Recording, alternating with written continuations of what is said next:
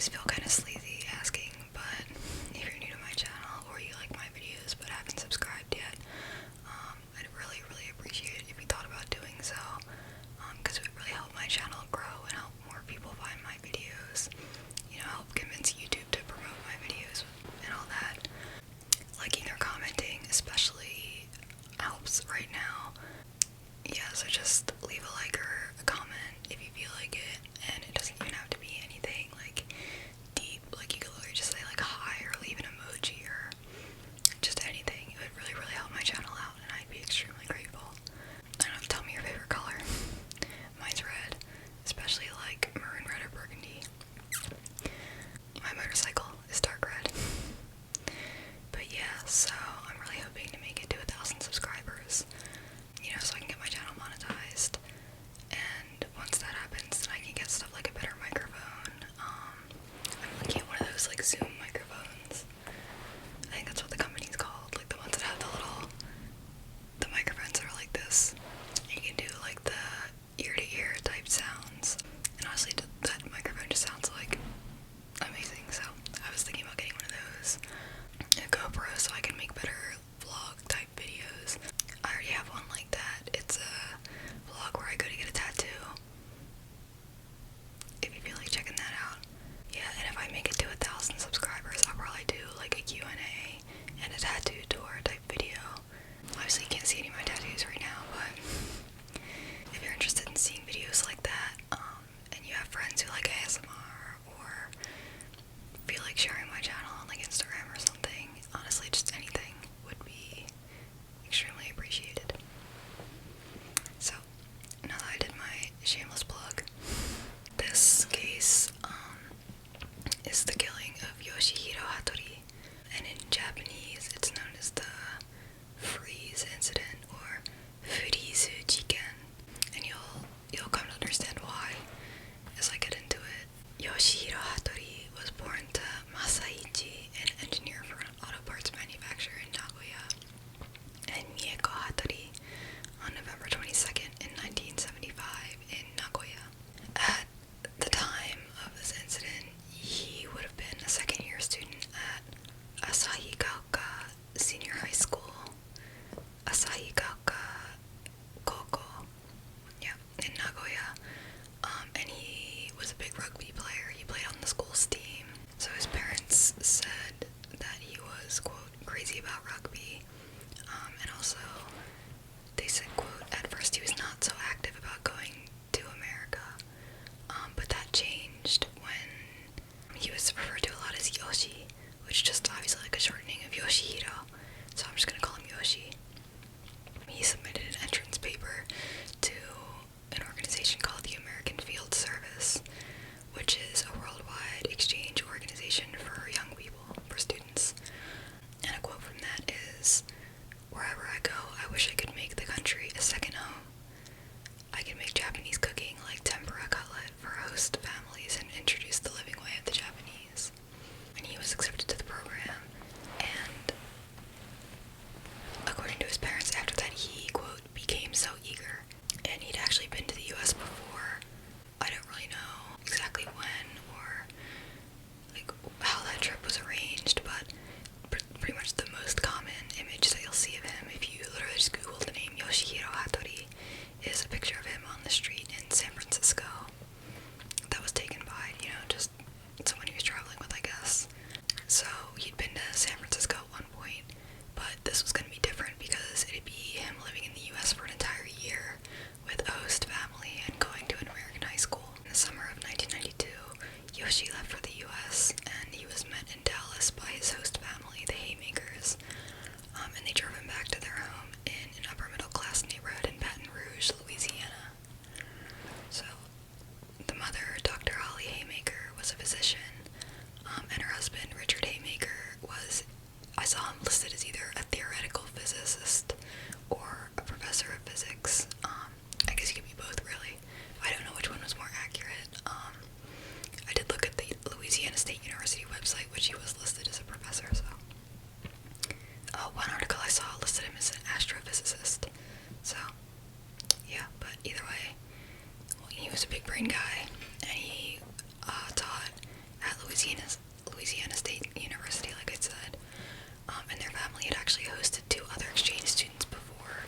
I don't know if those were Japanese exchange students or just, like, in general. So even despite them having, experience hosting foreign exchange students, Yoshi made an immediate impression with them. And Holly, the mother, called him, quote, a very ebullient, total extrovert. The kids at McKinley High School really loved him because he was such a free spirit. And her husband, Richard Haymaker, said he was a really, really extraordinary guy. He was life. He moved through space like a dancer. Another quote from Holly about Yoshi is, Yoshi was an ideal exchange student, friendly, energetic, full of curiosity about his world, or about his new world. Yoshi called them mom and dad, and occasionally cooked supper for the family, and he had no problem adapting to his new environment. Quote, he was totally open to this country.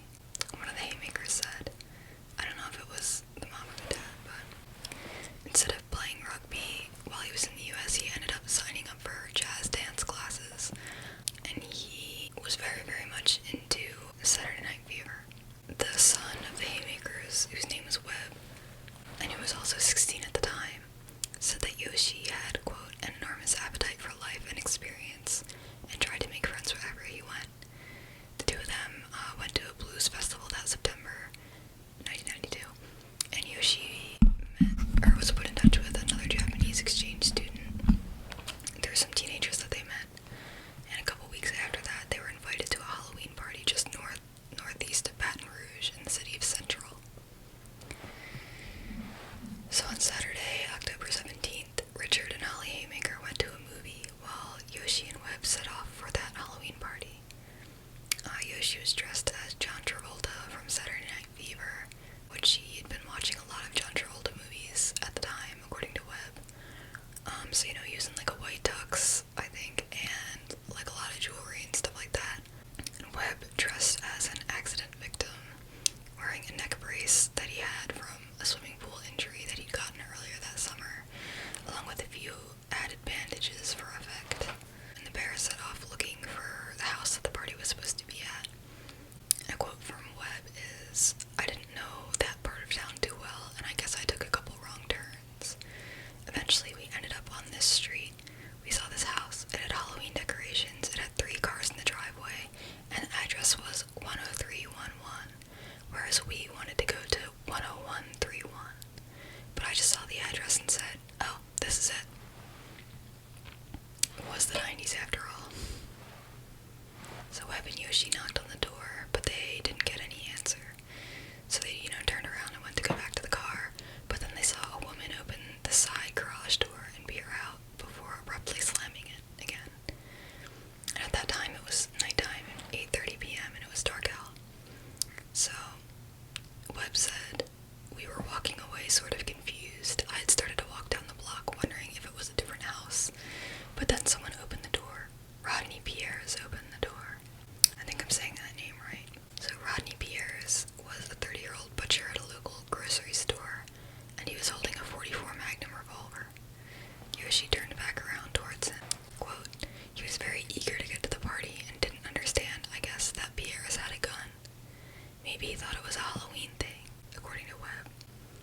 He was light on his feet and just sang, in a very boisterous way, we're here for the party, we're here for the party, sort of happy. Pierre shouted, freeze. But Yoshi seemed not to understand and kept moving forward, waving his arms. Webb saw the gun and tried to call Yoshi back, but either Yoshi didn't hear or he didn't understand, so he kept going. And at that point, Pierre's fired once when Yoshi was only 5 feet away from him, hitting him in the chest, and then slammed the door closed and locked it. Bonnie Pierres, the wife, would later tell police that she was startled by the 2 teenagers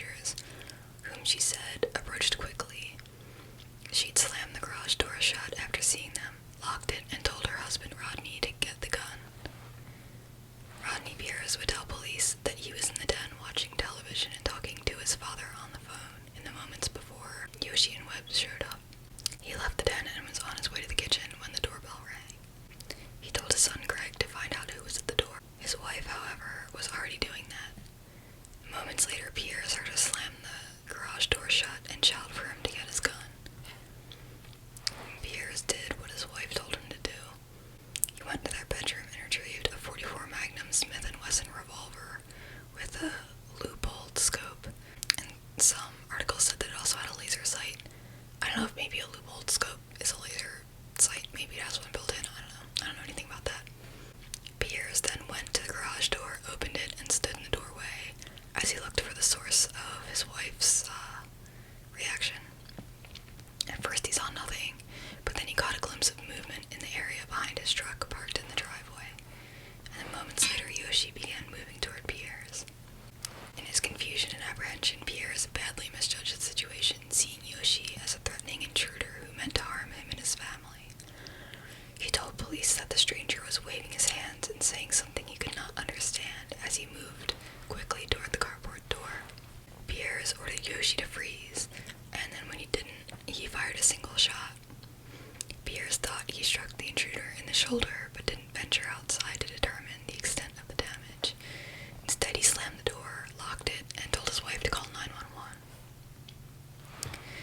Yoshi had actually been struck in the upper left side of his chest, not his shoulder. Webb screamed for help, and a neighbor who heard the gunshot came over quickly and helped Webb try to administer first aid to Yoshi. And so according to the pathology report, the bullet pierced the upper and lower lobes of his left lung and exited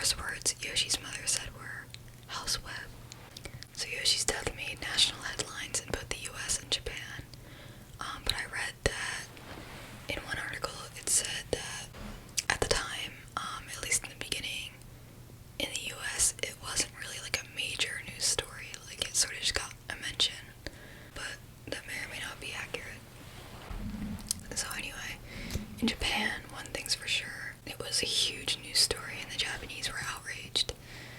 In Japan, very few homeowners are allowed to even own a gun, and fatal shootings are usually associated with just gang violence. You know, with the Yakuza. Yoshi's death reinforced their belief that America's streets are rife with guns, violence, and a growing lawlessness. One article in a Japanese newspaper said, quote, "There are Americans who aim their guns even at kids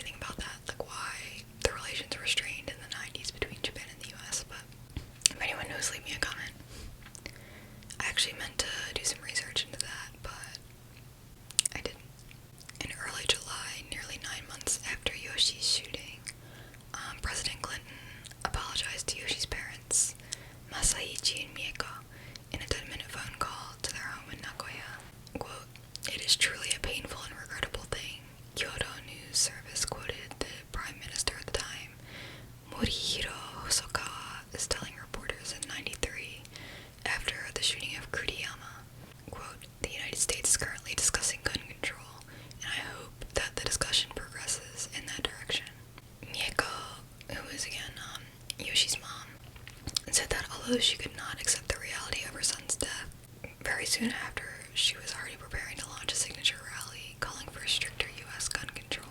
At Yoshi's funeral, she distributed campaign papers to funeral goers, determined not to let her son's death be in vain. Quote, "We began the petition drive from the wake," they said. Mieko wrote the draft for the campaign in the airplane coming back from Louisiana to Japan.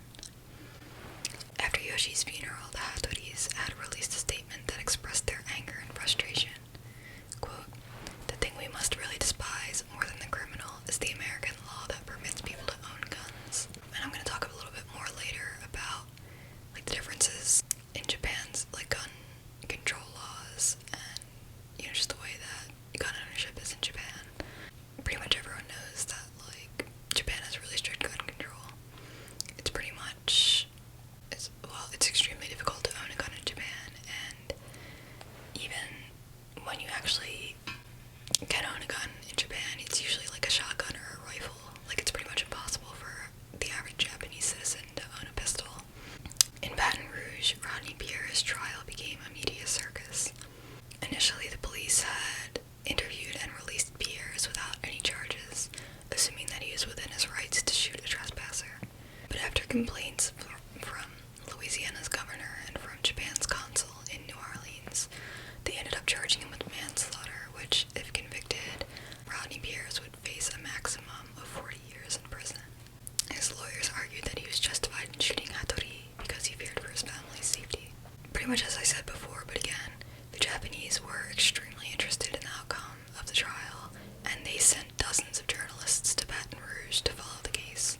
During the trial, Webb Haymaker testified that he and Yoshi had arrived at the wrong house because 2 of the digits had been transposed on the address that they were given. The address they were given was 10131, and the Pierre's address was 10311. Webb told the jury that Yoshi had waved his arms at Pierre's, and that in the darkness, the camera that he was holding could have looked like a gun. Your average square, bulky, silver 1990s digital camera, I imagine. Maybe it was film, I don't know. Not that it really matters. So Webb's testimony ended up actually helping the defense's case that Pierre's was merely protecting his family by shooting the strangers in his carport. And his lawyers worked very hard to establish that his actions were in fact self-defense. They said that Pierre's was, quote, "no killer, simply, quote, one of your neighbors who was reacting to Yoshi's, quote, extremely unusual way of moving." They said that Pierre's was a good mechanic, a steady employee at the Winn-Dixie supermarket, and a man who liked sugar in his grits. He lacked sugar in his grits. Anyway, this is not an American or, this is a quote, "This is not an American or Oriental or any other known being casually walking up to the front door and saying, 'Hello, we're looking for the party,'" Mr. Unglesby, the lawyer, said in his opening statement. And I think that's Pierre's defense lawyer. Quote, "That's not what happened. It was Yoshi Hattori's walk that made him, that dark night, frightening in the lawyer's retelling of events. Quote, Yoshi had an extremely unusual way of moving," Mr. Unglesby told the jury. Quote, "It's been described as aggressive. It's been described as kinetic. It's been described as antsy. It's been described as scary," Mr. Unglesby concluded. "He would come right up to you as fast as he could." He went on to say that he was acting in a way no American would ever act. Mr. Pierre's knew, quote, "There's something bad wrong," Mr. Unglesby told the jury. Quote, "This person is not afraid of my gun. He's not respectful of my property. He has no fear whatsoever." That's what Rodney Pierre's knew. They said that as soon as he found out that Yoshi was dead, he cried, and he cried while testifying in court as well, which no doubt made him look good to the jurors, remorseful. Though I'm not necessarily implying that the tears weren't real, I imagine he at least wasn't like a psychopath or something. But anyway, the prosecutors argued that Pierre's could have avoided the deadly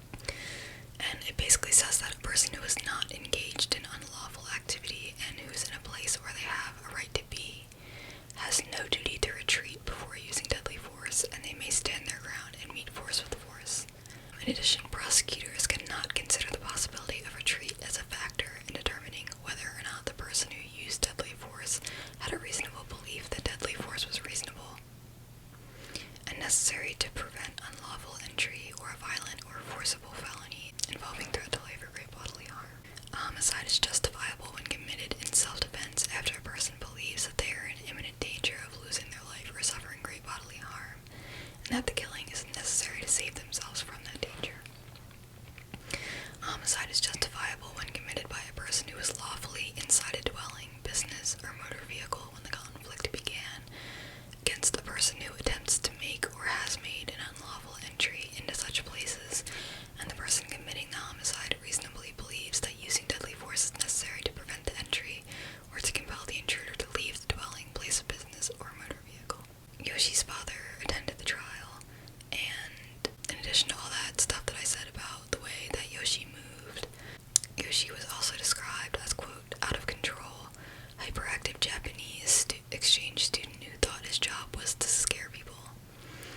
And despite having been calm through the opening statements and through all the different arguments and so far, he, seemed visibly angry at that description, which, obviously.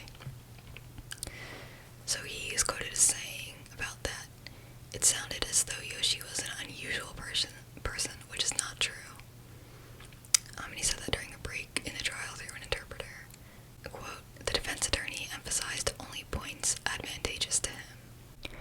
During the trial, District Attorney Doug Morrow concentrated on establishing that it had not been reasonable for Pierre's, a 6'2" tall armed man, to be so fearful of a polite, friendly, unarmed, 130-pound boy who rang the doorbell, even if he walked toward him unexpectedly in the carport, and that Pierre's was not justified in using deadly force. The defense argued that Rodney Pierre's was, in large part, reacting reasonably to his wife's panic. Bonnie Pierre's testified for an hour about the incident, during which she also cried several times. Yoshi was coming real fast towards me, she testified. I had never had someone come at me like that before. I was terrified. Rodney Pierre's did not hesitate or question her, but instead went to retrieve his handgun, stored in a suitcase in the bedroom. Quote, there was no thinking involved. I wish I could have thought. If I could have just thought, Bonnie Pierre said. And while giving a description of Yoshi at the trial, Bonnie said, quote, I guess he appeared oriental. He could have been Mexican or whatever. He was taller than me and his skin was darker colored. Pierce was also quoted as saying, I felt I had no choice. I'm very sorry that any of this ever happened. And a police officer testified that Pierce said to him, quote, boy, I messed up. I made a mistake. In addition, Bonnie Pierre shouted to a neighbor to go away when the neighbor called for help as well, while Yoshi was laying dying in the front yard before the police came. The trial lasted 7 days, and like I said, it created a stir in the normally sedate Louisiana town. The jury deliberated for 3 hours and 15 minutes before returning the verdict. As it was being announced, Pierre stood up, his attorney holding him by the arm. When the not guilty verdict was read by the forewoman, spectators cheered loudly enough to prompt the bailiff to quiet them.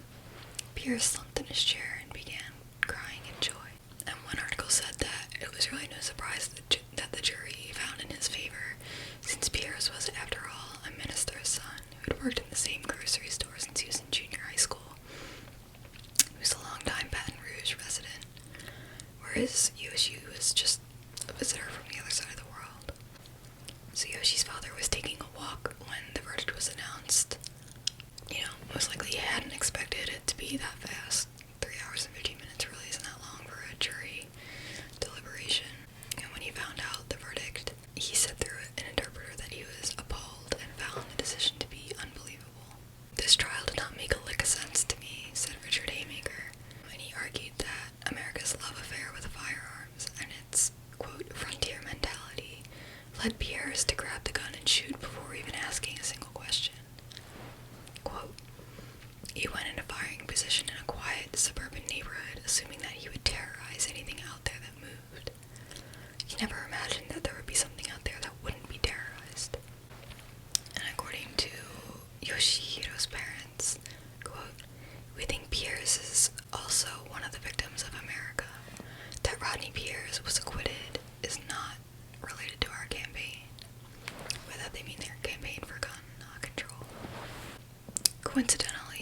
A similar Halloween-related shooting took place within 2 weeks of Yoshihiro's shooting, but with different results. In Grand Haven, Michigan, a homeowner named Todd Fresenia, I don't know if I'm pronouncing that right, but he shot a teenager through a window in his front door. And Fresenia, like Pierre's, misread the situation. And the teen that he shot, named Adam Provencal, apparently was trying to tell Fresenia that he had no role in a Halloween prank that had happened earlier that evening at Fresenia's house. During the trial, Fresenia said that he only meant to scare away Provencal by brandishing his shotgun, and he didn't know it was loaded. My dude. He told the court that the gun accidentally discharged as he raised it to block the front door, which he thought was being open, and the shot struck 17-year-old Provencal, a popular high school soccer and wrestling star, in the face. And he did pass away from that. Actually, he did. Fresenia was tried in March on charges of open manslaughter and faced a maximum of 17 years in prison. After a 6-day trial, the jury discarded the manslaughter charge, but convicted him of a misdemeanor, the reckless use of a firearm resulting in death. And the conviction carried a maximum 2-year sentence, of which Fresenia received a 16 to 24-month term. Although many people in the quiet resort community of Grand Haven, Michigan, believe that Fresenia's actions merited a felony manslaughter conviction, that's not what he was found guilty for. But the jury did at least agree that his mistake, a very careless mistake, broke the law. But obviously Rodney Pierre's was completely exonerated. And basically all that came of Yoshi's trial was an apology and a promise from Pierre's that he would never use a gun again.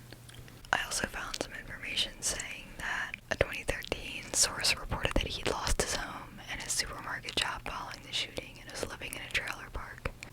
A year later, during a memorial on October 17th, and this memorial was in both the US and in Japan, Yoshi's mother said, quote, "While my son was growing up, he was intending to do something for the world. He died and left many things undone." So the Haymakers also threw their support solidly behind the gun control movement. They collected thousands of signatures to protest the availability of handguns. Back in Japan, the Hattoris were also lending support to the Haymakers' efforts. Quote, "We're in touch all the time," said one of the Haymakers. I think that's Richard, but the quote just says Haymaker, so the Hattoris ended up gathering about 1.5 million Japanese signatures and 250,000 American ones on a petition calling for some kind of action. And Richard Haymaker decided to gather signatures in the US to help out the Hattoris, and in the end, he got 150,000 written signatures through the mail. I'm not sure if that's in addition to the 250,000 that the Hattoris got in the US, or if his 150,000 made up, half of that, 250,000. But anyway, quote, "He basically gave his year to that petition drive," said Holly, his wife. It was before emails, it was before web, it was before Facebook, before any of this, so it all had to be done by telephone and snail mail. And even Webb, their son, stayed involved. He went and visited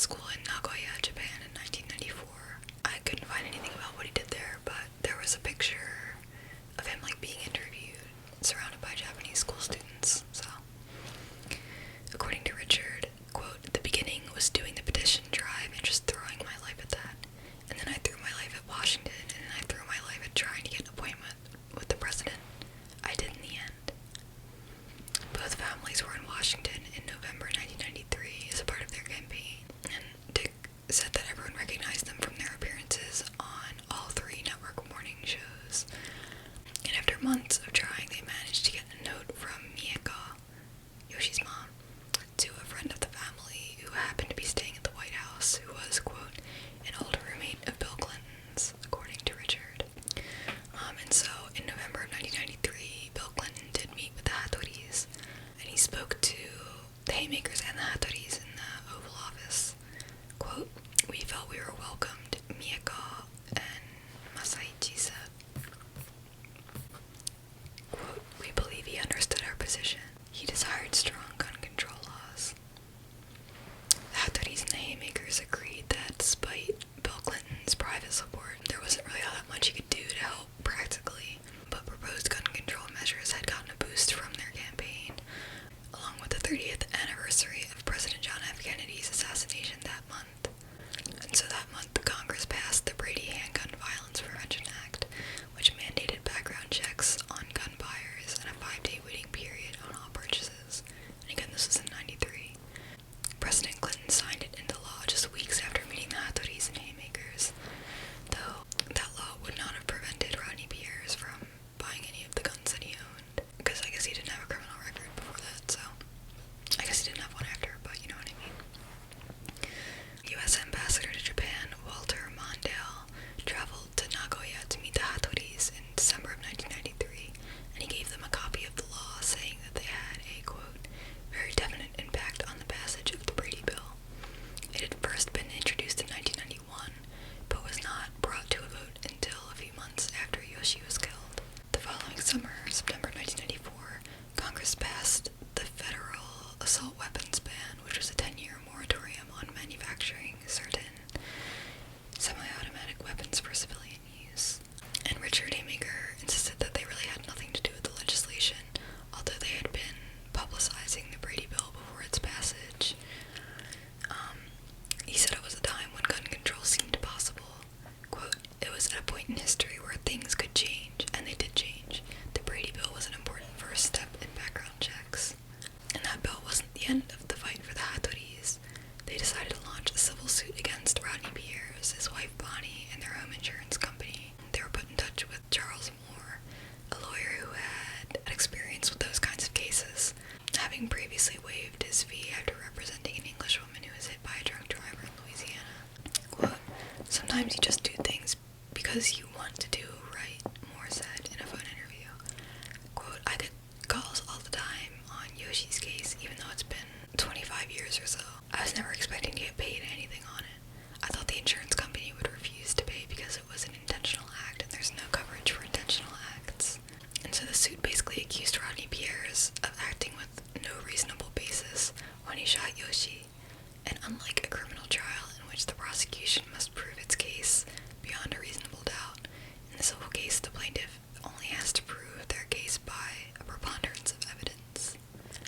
Quote, "There was no justification whatsoever that a killing was necessary for Rodney Pierce to save himself," Judge Brown said during the trial. He told the court that self-defense was, quote, "not acceptable." To their lawyer's surprise, the insurer did end up paying out about $100,000, and in total the Hattoris received $650,000 from that suit.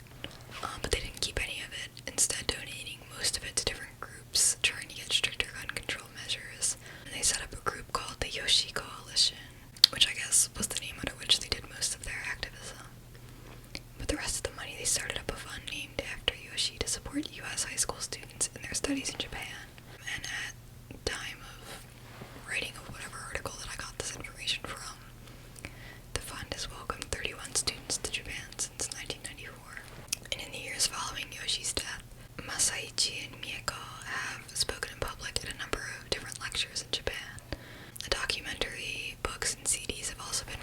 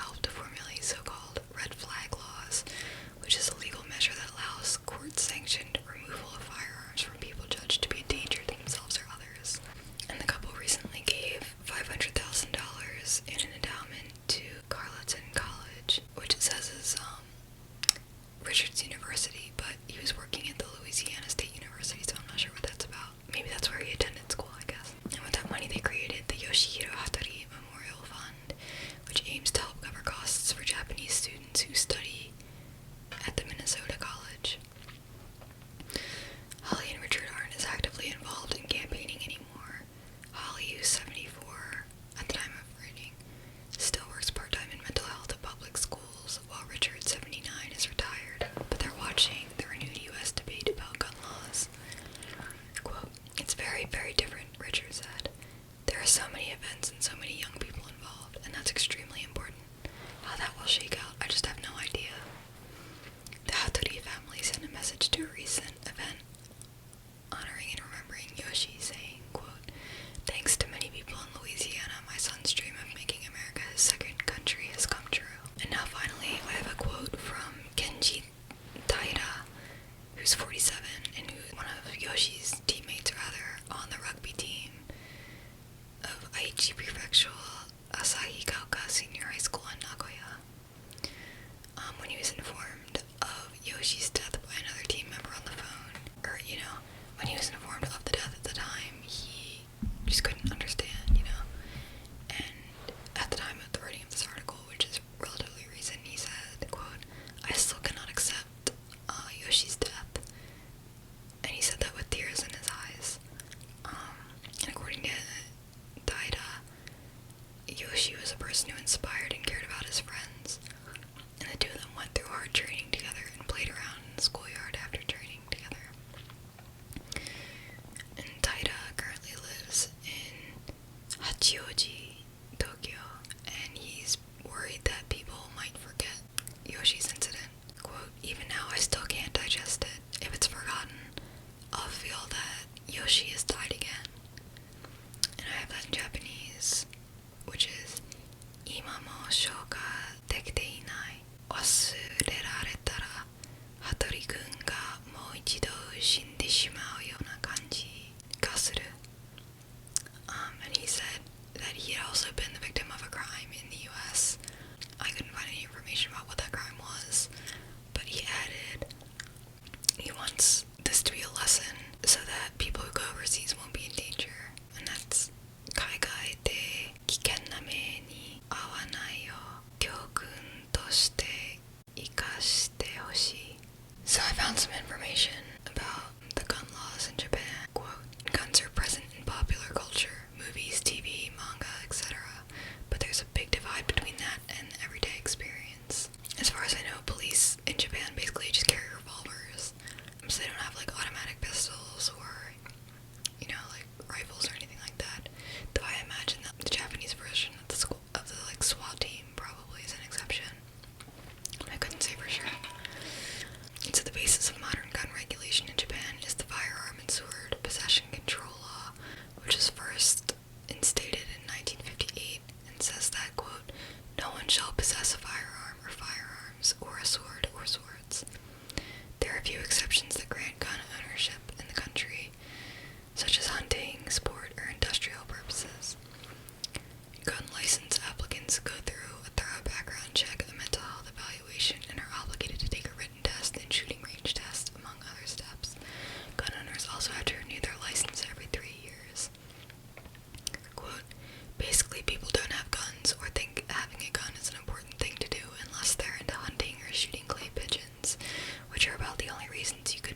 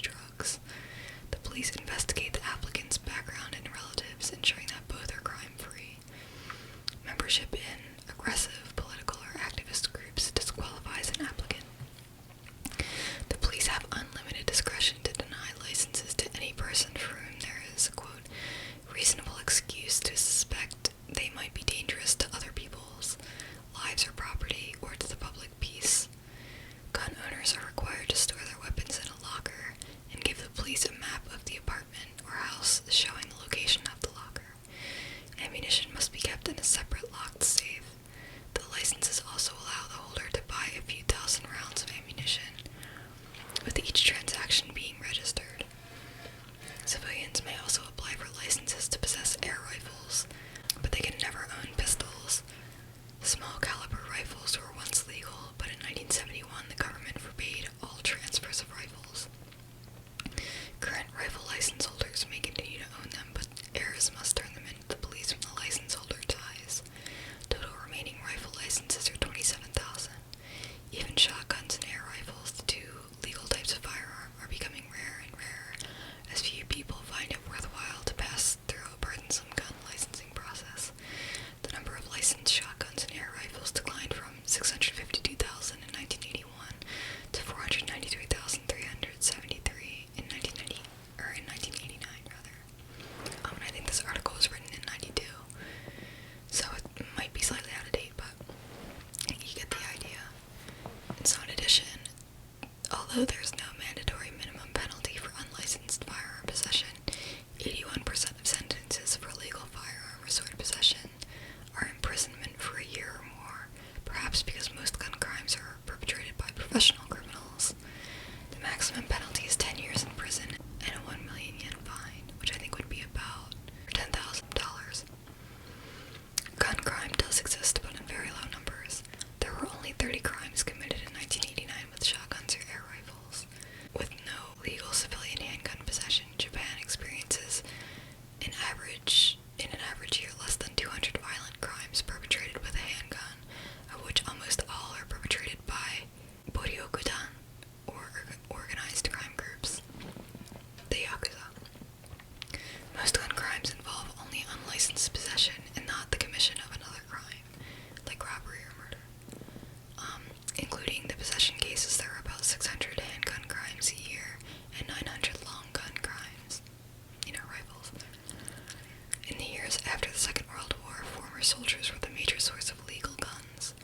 Today, illegal guns are usually smuggled from overseas, especially the Philippines and the United States, by organized crime gangs, which also import foreign drugs and illegal immigrants. A small number of craftsmen specialize in converting toy and model guns into working handguns for criminals.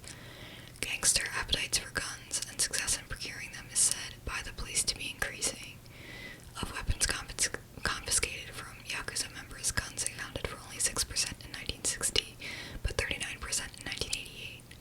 On the other hand, the number of real handguns confiscated by the police has fallen from 1,338 in 1985 to 875 in 1989.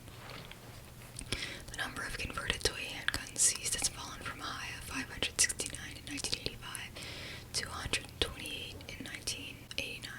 Because gun crime still exists in tiny numbers, the police make gun licenses increasingly difficult to obtain. The test and all-day lecture are held only once a month.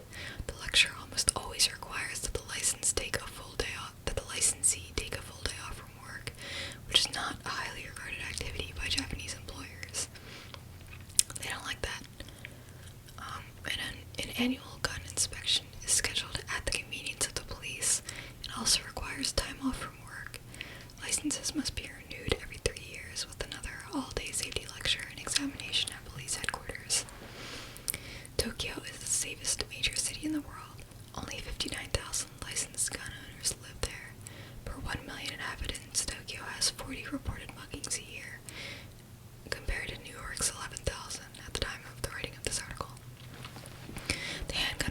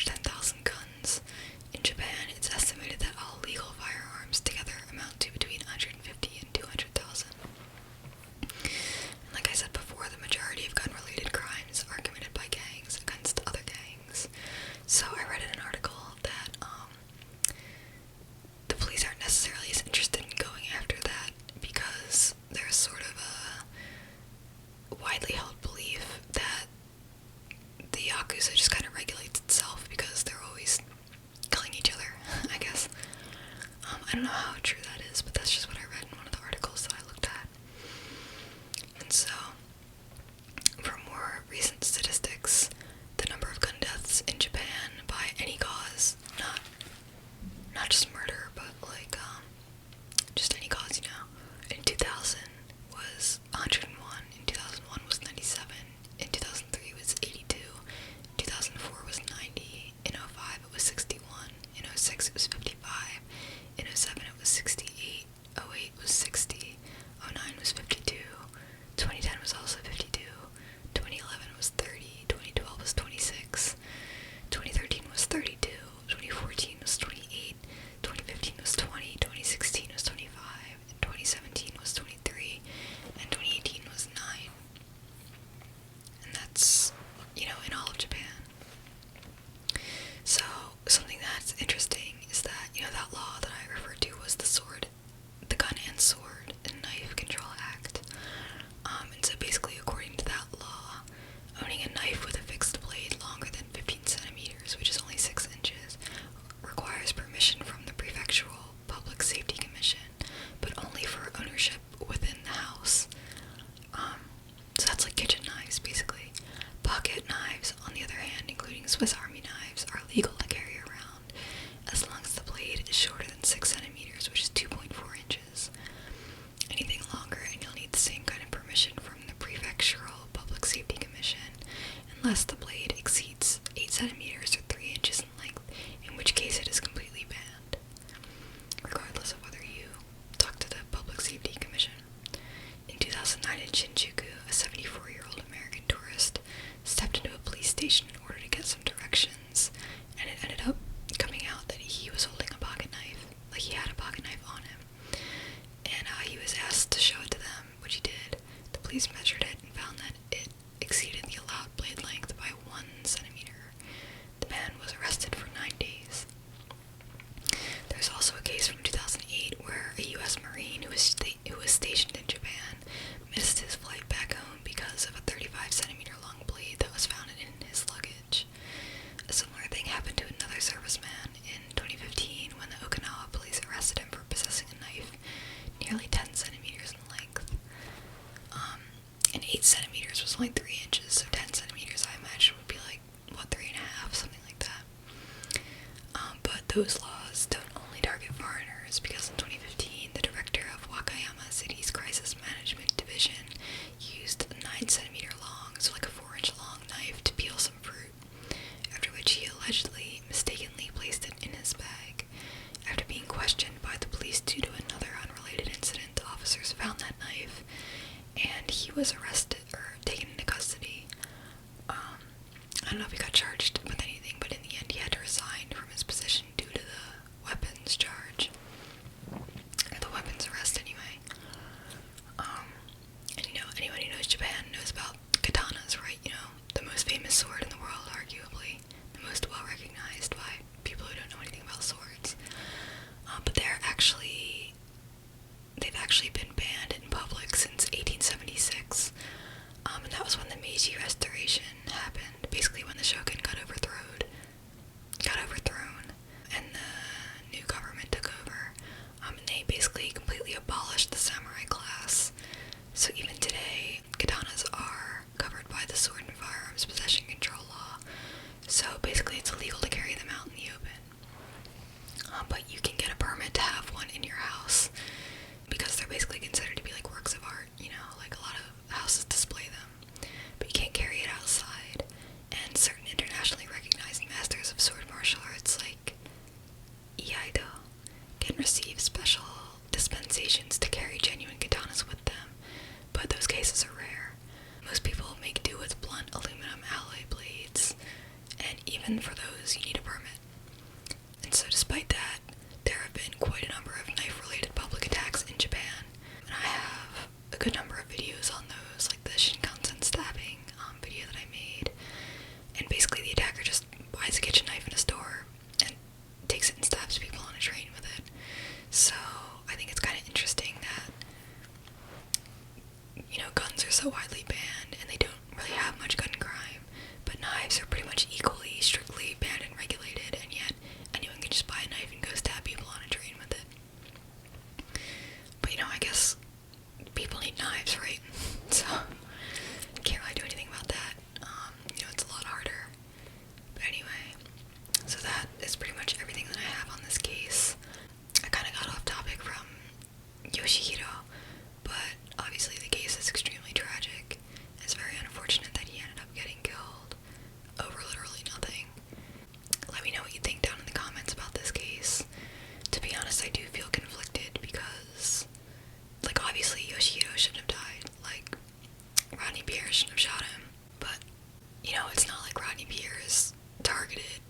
she necessarily